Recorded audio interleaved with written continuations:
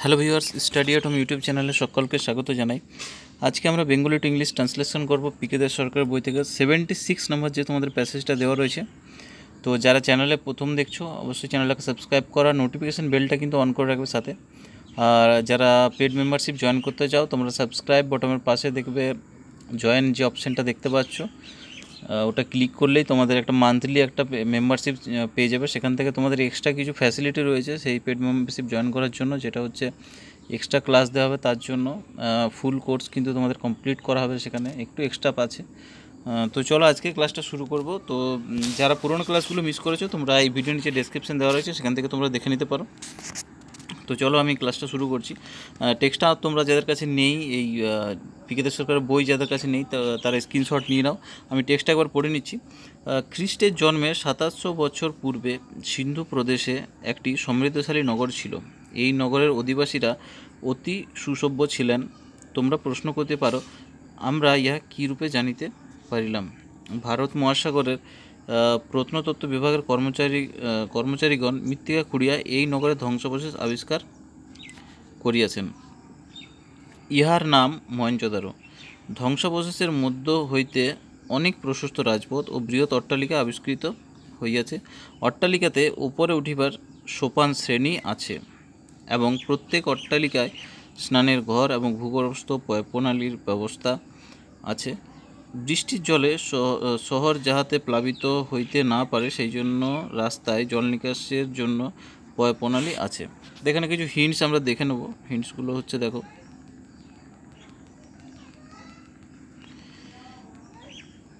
হিন্টসগুলো যেটা হচ্ছে, প্রথম যে হিন্টসটা সেটা হচ্ছে, দেখো 1 নম্বরে যেটা আছে প্রত্নতত্ত্ব বিভাগ। প্রত্নতত্ত্ব বিভাগ মানে হচ্ছে আর্কিওলজিক্যাল ডিপার্টমেন্ট, ঠিক আছে। আর সেকেন্ড হচ্ছে ধ্বংসাবশেষ মানে হচ্ছে দ্য রুইন্স মানে হচ্ছে ধ্বংসাবশেষ। আর থার্ড হচ্ছে সোপান শ্রেণী। সোপান শ্রেণী মানে হচ্ছে, দেখো flight of steps or stairs মানে সিঁড়ি যাকে বলে আর কি। সোপান শ্রেণী বলতে সিঁড়ি, সোজা কথা। তারপর হচ্ছে প্রণালী ভূগর্ভস্থ প্রণালী মানে হচ্ছে আন্ডারগ্রাউন্ড ড্রেনেজ অর সিওয়েজ, যে কোনো একটা বলতে পারো। আর আরেকটা হচ্ছে প্লাবিত হইতে, যাহাতে প্লাবিত হইতে না পারে, মানে হচ্ছে নট টু বি ফ্লাডেড, ঠিক আছে, প্লাবিত হইতে না পারে। তো দেখো প্রথম আমি এবার লাইনটাতে আসবো। প্রথম লাইনটা বলছে যে খ্রিস্টের জন্মের 2700 বছর পূর্বে সিন্ধু প্রদেশে একটা সমৃদ্ধশালী নগর ছিল। পুরোটা একটা মানে পাস্ট টেন্সের ঘটনা। তো এটাকে দুরকমভাবে করতে পারি, আমি দুরকমভাবে বলবো। তো দেখো আমি যেরকম করেছি আর কি, 2700 years before the birth of Christ.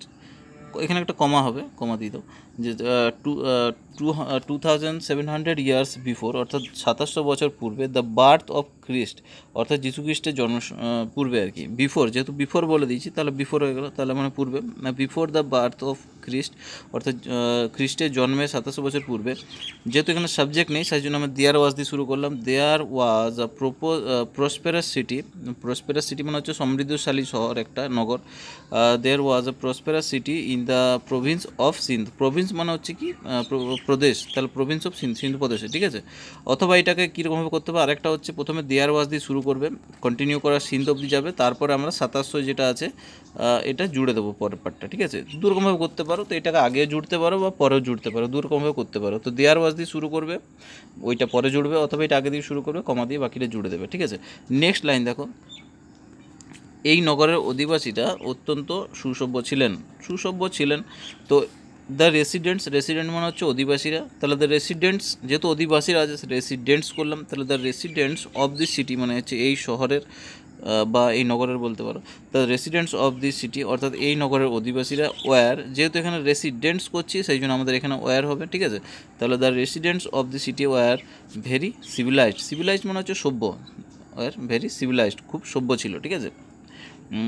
Residents অথবা ইনহ্যাবিটেন্টস, এর অনেকগুলো মানে হয়, তো ইনহ্যাবিটেন্টস, রেসিডেন্টস যে কোনো করতে পারো একটা। নেক্সট লাইন দেখো, তোমরা প্রশ্ন করতে পারো আমরা ইয়া কীরূপে জানিতে পারলাম। তাহলে ইউ মে আস্ক প্রশ্ন করতে পারো, মে, সেই জন্য একটা মে আমরা ইউজ করছি এখানে। ইউ মে আস্ক, তোমরা প্রশ্ন করতে পারো হাউ ডিড উই নো ইট, আমরা কীভাবে জানলাম এটা, হাউ ডিড উই নো ইট, এখানে কীভাবে আমরা জানতে পারলাম, ঠিক আছে। এখানে এটা নেক্সট লাইন দেখো, ইউ মে আস্ক, তোমরা প্রশ্ন করতে পারো হাউ ডিড উই নো ইট, আমরা কীভাবে জানলাম, ঠিক আছে। ভারত সরকারের প্রত্নতত্ত্ব বিভাগের কর্মচারীগণ মৃত্তিকা খুঁড়িয়ে এই নগরের ধ্বংসাবশেষ আবিষ্কার করিয়েছেন। এখানে যে প্রত্নতত্ত্ব বিভাগ দেওয়া রয়েছে সেটা হচ্ছে আমাদের আর্কিওলজিক্যাল ডিপার্টমেন্ট, ঠিক আছে।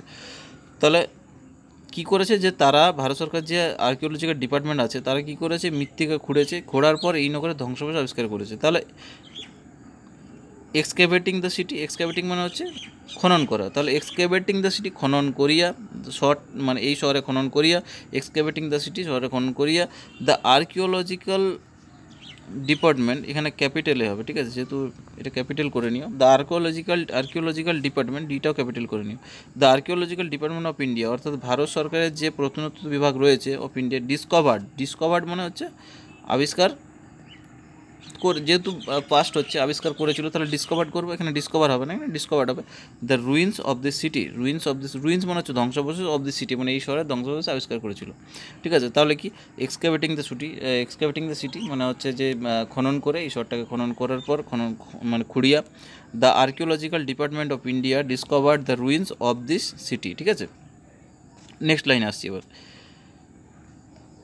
নেক্সট লাইন বলছে ইহার নাম মহেঞ্জোদারো, তার মানে কি এর নাম ছিল মহেঞ্জোদারো, তাহলে ইটস নেম ওয়াজ মহেঞ্জোদারো, এর নাম ছিল কি মহেঞ্জোদারো, ইটস নেম ওয়াজ, এর নাম ছিল Mohenjo-daro, it's name was Mohenjo-daro, ঠিক আছে।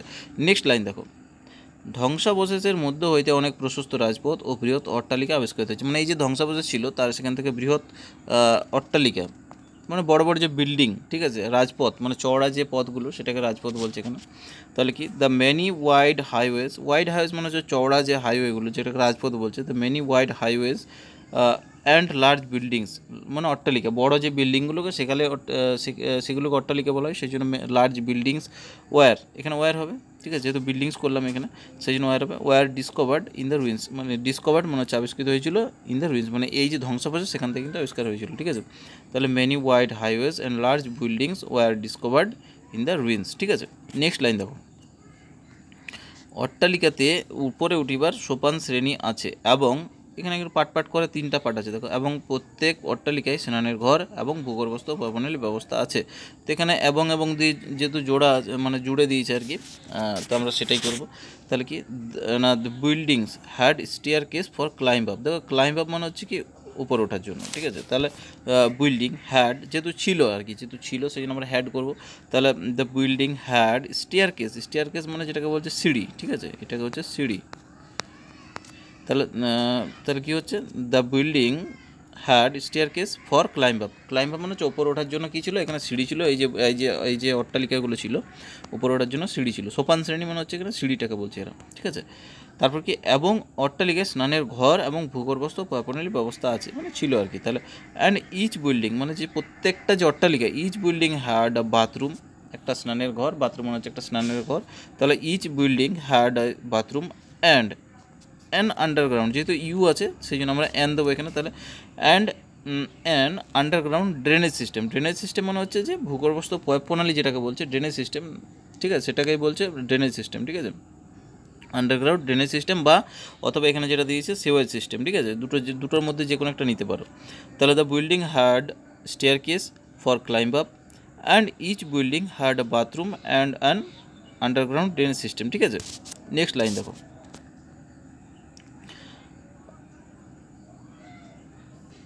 বৃষ্টির জলে শহর প্লাবিত হইতে না পারে সেই জন্য রাস্তায় জল নিকাশের জন্য প্রণালী আছে, প্রণালী বলতে যেটা বললাম আর কি ড্রেনেজ সিস্টেম। তাহলে there was a drainage system, subject নেই সেই জন্য আমরা দেয়ার ওয়াজ দিয়ে শুরু করলাম। তাহলে there was a drainage system, সেখানে কী ছিল না প্রণালীর ব্যবস্থা ছিল, drainage system in the streets মানে হচ্ছে রাস্তায়, ঠিক আছে, ইন দ্য স্ট্রিট মানে হচ্ছে রাস্তায়। তাহলে there was a drainage system in the streets, কেন ছিল, যাতে বৃষ্টির জল যাতে কি হয় প্লাবিত হয়ে যেতে মানে না করতে পারে। তাহলে সো দ্যাট যাতে আর কি the city not to be flooded মানে বন্যা যাতে না হয় আর কি, নট প্লাবিত যাতে না হয়, not to be flooded by rainy বৃষ্টির জলে, ঠিক আছে। There was a drainage system in the street so that the city not to be flooded by rainy water, ঠিক আছে। আশা করি লাইনটা বুঝতে পেরেছো, ঠিক আছে। তো কেমন লাগলো সেটা তোমরা কমেন্ট সেকশনে জানাবে, আর যদি এখনও সাবস্ক্রাইব করোনি অবশ্যই চ্যানেলটাকে সাবস্ক্রাইব করে রাখবে, নোটিফিকেশান বেলটা কিন্তু সাথে অন করে রাখবে, একটা লাইক অবশ্যই দিও, আর যদি কেউ পেড মেম্বারশিপ জয়েন করতে চাও সেটা কমেন্ট করে অবশ্যই তোমরা জানাও। আর এক্সট্রা বললাম তাদের জন্য এক্সট্রা নিশ্চয়ই ক্লাস দেবো, আমি চেষ্টা করব। আর 6 তারিখ থেকে পরীক্ষা, তোমরা সবাই সেটা জানো, এটার বলার কিছু নেই, হাতে বেশি সময় নেই। আর সামনে কালী পুজো আসছে, কালী পুজোয় দিওয়ালিতে 2-1 দিন হয়তো আরও গ্যাপ হতে পারে, তো সেটা আগের থেকে আমি বলে রাখলাম। তো থ্যাংক ইউ সবাইকে, অসংখ্য ধন্যবাদ পুরো ভিডিও দেখার জন্য।